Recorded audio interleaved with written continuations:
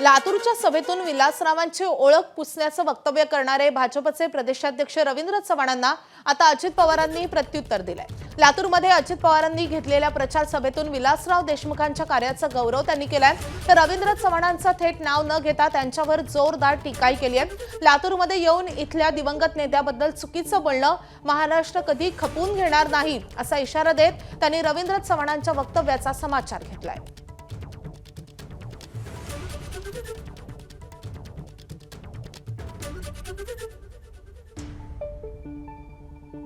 लातूरमध्ये कोणीतरी येऊन गेलं आणि विलासरावांची ओळख या शहरातून पुसून टाकू असं म्हणून गेले। परंतु मी आपल्याला सांगतो, मी त्यांच्याबरोबर अनेक वर्ष सरकारमध्ये काम केलं, त्यांचं काम मला माहिती आहे। देशमुख साहेबांचं महाराष्ट्रासाठीचं योगदान आपल्याला विसरता येणार नाही आणि त्याच्यामुळे कुणी असं पुसून टाकू शकत नाही। आदराने बोला ना, बोलायला तुम्हाला काय पैसे पडतात?